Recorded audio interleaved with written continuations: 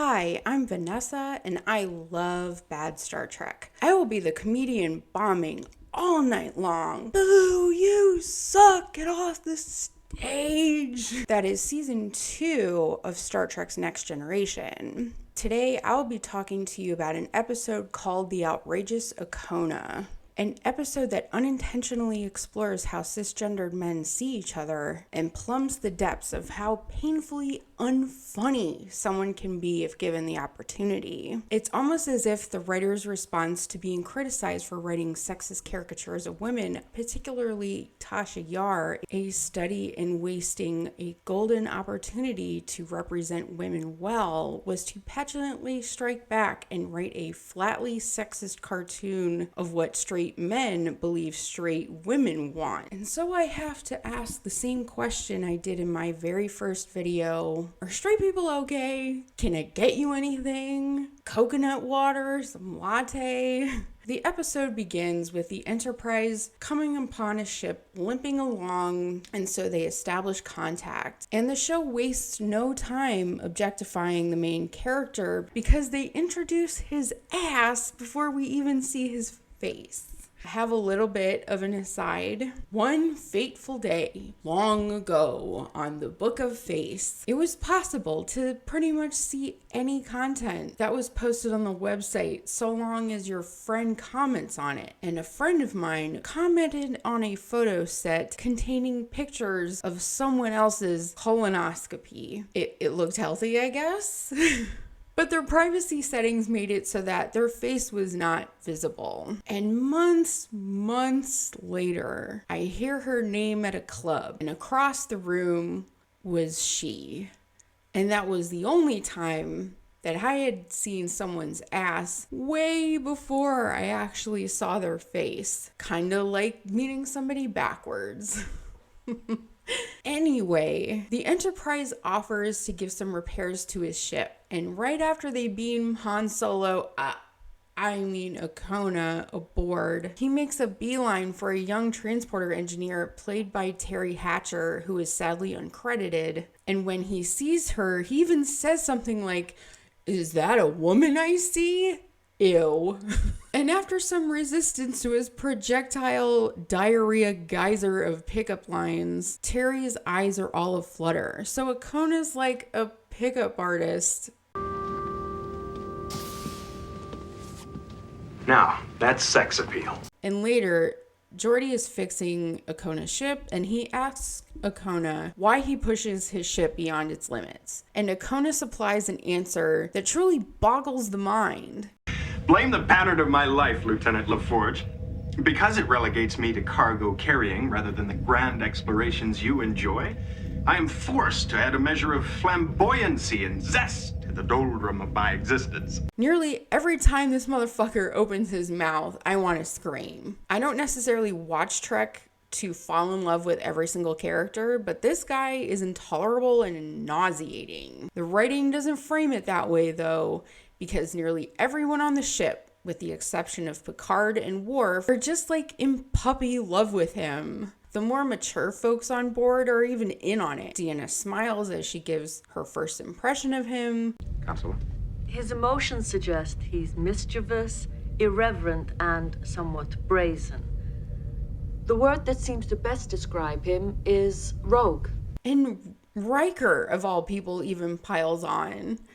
Mr. Okona appears to have excellent vision, as well as a healthy libido. Okona's unctuous pomposity and grandiloquence genuinely impress most people, and he is rewarded over and over again with attention from women and admiration from men. If we broaden the focus even further, this episode was released in the late 80s, when the World Health Organization was only beginning to take the AIDS crisis seriously, and the religious right was convinced that gay men were being punished by a plague brought by divine providence. It was a mainstream belief that gay men were being struck down by God for being gay. Hence, it is somewhat disturbing to me to unquestionably applaud straight promiscuity, as it implies that not only is this behavior the norm, but that it should be celebrated. I think people should have all the sex with consenting adults regardless of orientation. But just a few episodes ago, we had a woman's life come to a screeching halt because she became pregnant in her sleep, and she was judged and she was doubted by the people closest to her. But this mediocre straight white guy's sex life has inspired 99% of the ship to have his issue of Teen Bop on their wall.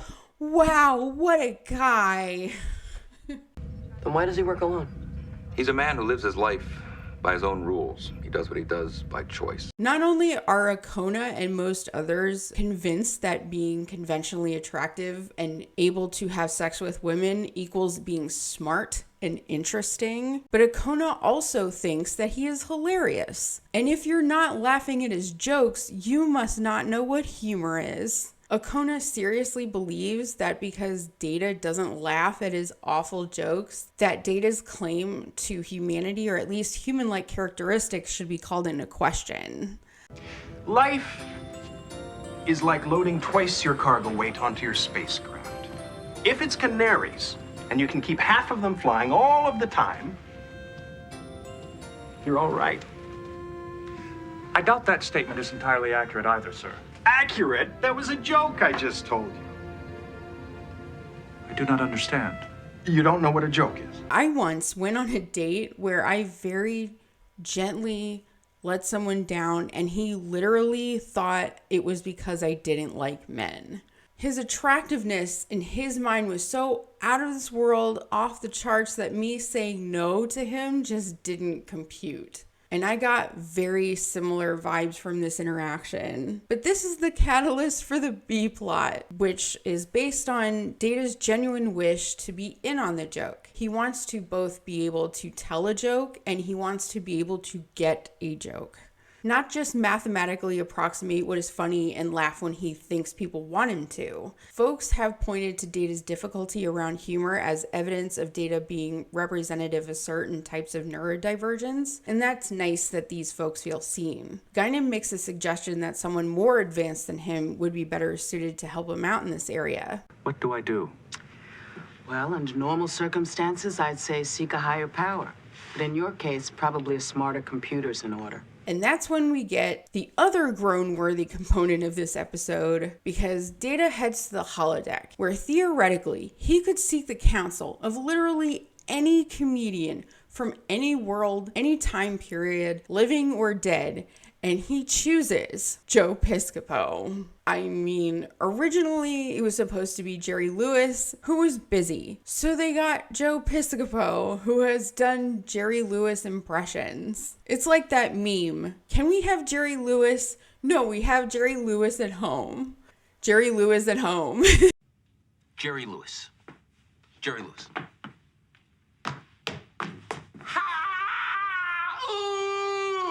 You short for a moment if I could just say, It's not even so much me having a preference in comedy, although I think shticky badum-dum jokes tend to wear thin pretty quickly. Joe Piscopo went on Johnny Carson and did an impression of black people who rap. Everybody asks, man, how does rap work? It ain't so hard to jump on stage, you act like a jerk.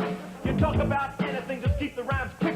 Talk about girls or food that's finger licking. Alternating between a white guy who raps and a black guy who raps, Trek doesn't need this guy. Why not pick a comic who would see eye to eye with Data and help him create a comedic voice from his own perspective? I think George Carlin would have been a much better choice. For one, he's actually funny, and two, he might give Data some useful advice. Joe doesn't offer anything to Data except jokes you'd find in a Laffy Taffy rapper. Guy walks into the doctor's office. The doctor tells him you need an operation. The guy says, I want a second opinion. The doctor says, okay, you're ugly too, but boom. He doesn't help Data to understand the spontaneous nature of humor. I mean, even Seinfeld would be better. What's the deal with replicators?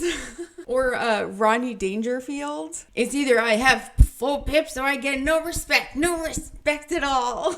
Eddie Murphy, even Whoopi herself. Oh my God, my face would peel right off my skull if they had Bill Hicks on there. And he gives Data's third eye a good squeegee. No, they put it in the hands of a sticky class clown type who puts no effort into understanding Data at all. Joe Piscopo fails to help him, and Data ends the episode being even more discouraged by his lack of progress. The only redeeming moment was when Guinan attempted to give him some consolation. Being able to make people laugh, or being able to laugh, is not the end-all and be-all of being human. No.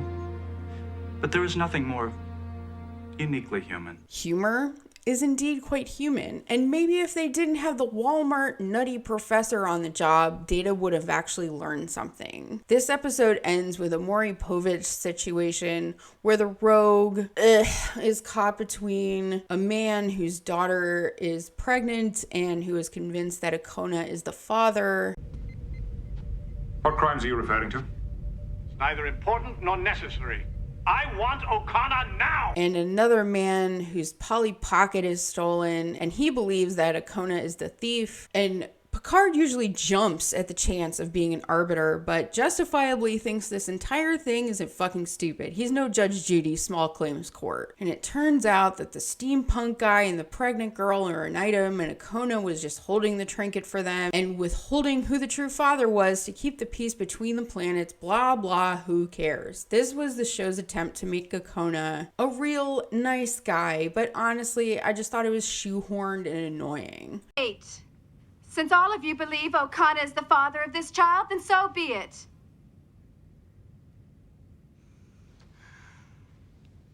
I'll marry you. Riker, in my opinion, is a much healthier example of a sexually active man. He understands consent and relies on his confidence rather than persistence and an unrealistic self-image to woo, knowing full well he could strike out. And he is shown to respect the autonomy and feelings of his prospective partners, as opposed to Okona, who sees women as yet another conquest and never misses a chance to brag about his sexual abilities because it's his entire personality. I'm the owner and operator of this craft, and since we both know that you've already scanned it, I'm alone and empty, which is truly a rare occasion for a man of my charm and talent. Being egotistical isn't terrible by itself, but the entitlement he demonstrates should not ever be emulated or admired. Giving a standing ovation to white male mediocrity directly results in an air of entitlement, and male entitlement has a body count that is added to every single day. So we do not need yet another float in the endless straight pride parade that is mainstream television. Everyone suffers at the hands of the outrageous Okona. Picard and Worf's patience. Wesley's search for a male role model. Said, where will you go? A new place, if I make it. Don't you ever stay anywhere? Not for long. I couldn't be like that. As well as Data's struggle to fit in with humans. And I'm glad Okona never gets mentioned again, and neither does Joe Piscopo. After this, I'm honestly starting to wonder if season 2 is worse than season 1. Good God. Wow. Till next time, I guess.